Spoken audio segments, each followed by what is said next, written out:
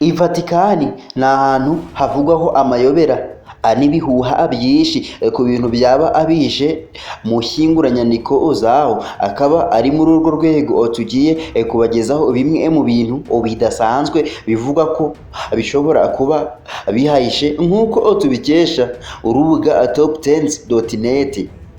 Ikaze. Icyemeza ko Yesu yaba yarabayeho cyangwa atarabayeho.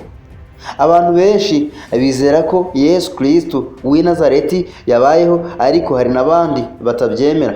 Gusa hari abajya bavuga ko Kiliziya Gatolika ishobora kuba ifite ibisubizo kuri ibyo bibazo byibazwa, kandi ko ibyo bisubizo bishobora kuba biri muri iryo shyinguranyandiko archives ry'ibanga.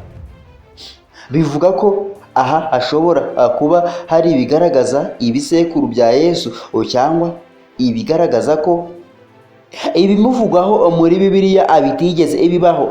Nibyo ushobora kuba wizera ko ari ukuri yabayeho cyangwa atabayeho, ariko kuba Kiliziya ibika zimwe mu nyandiko zihishe ukuri mu bubiko bwayo burinzwe cyane, aho nta muntu wapfa kubigeraho, bishobora gutuma bamwe bibaza niba koko abemera cyangwa abahakana ko Yesu yabayeho. Bamwe bakibaza impamvu niba koko Kiliziya yemera ko Yesu ari ishingiro ryayo, idashyira ku mugaragaro ibyemeza niba yarabayeho koko.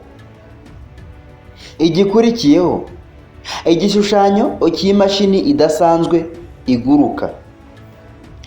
Iki kintu byemezwa ko Vatikani ifite mu nshyinguranyandiko yayo ni igishushanyo cy'imashini iguruka cyakozwe mu kinyejana cya 18 ndetse cyagaragajwe muri Lux in Arcana, ahakusanyirizwa ibimenyetso byavuye mu nshyinguranyandiko ya Vatikani muri 2012.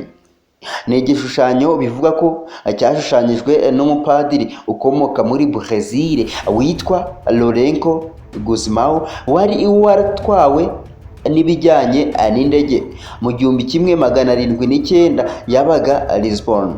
Ubwo yakoraga igishushanyo cy'imashini y'amayobera iguruka, bikaba abivuga ko iki gishushanyo cya design akibitse i Vatikani.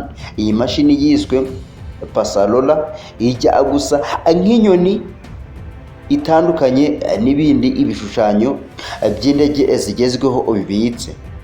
Byinshi kuri Illuminati. Illuminati ni umuryango w'ibanga wabayeho, washinzwe mu kinyejana cya 16. Bamwe bemeza ko wabayeho, abandi bakabihakana, ariko ngo Vatikani yaba izi byinshi ibijyanye n'uyu muryango. Bivugwa ko ufite intego zo kwigarura isi, ndetse ngo Vatikani ikaba ibitse amabanga y'ibikorwa bitari byiza Illuminati yagiye igiramo uruhare.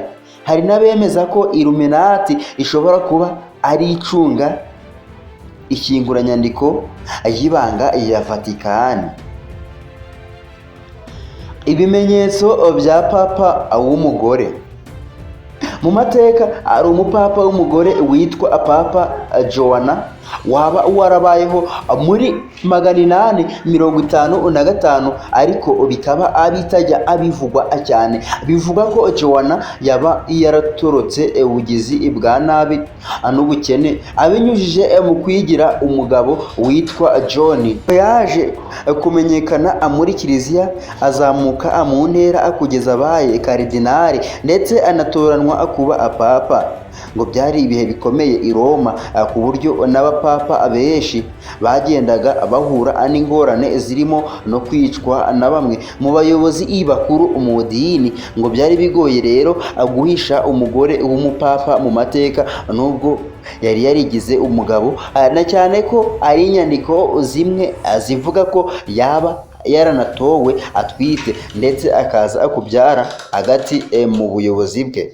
Inyandiko nyinshi kandi zivuga ko we n'umwana we abishwe, mu gihe abandi bavuga ko uyu yoherejwe muri gereza, naho umuhungu we akaza kuba musenyeri. Gusa kuba uyu mupapa w'umugore yarabayeho cyangwa atarabayeho byose bizwi na Vatikani. isura nyayo ya Yesu. Kenshi hakunze kugaragazwa ko Yesu yari umuzungu, nyamara Yesu wo muri Bibiliya yabaye i Galileya mu misozi yo mu majyaruguru ya Isirayeli, akaba isura ye ishobora kuba yari yijimye, ajya gusa nk'umwirabura kurusha uko yari umuzungu, nk'uko amashusho ye yagiye akorwa abyumvisha. Gusa ngo nta gushidikanya Vatikani izi neza uko Yesu yasaga, kuko ishobora kuba ibitse amashusho ya kera ya Yesu yakozwe n'abantu bihuriye nawe mu buzima bwa nyabwo. Ikindi cyemezwa ni uko aho kuba umuzungu, Yesu nk'umuntu wavukiye mu burasirazuba bwo hagati yakabaye asa nk'abantu baho aho kuba umuzungu. Hasta la vista.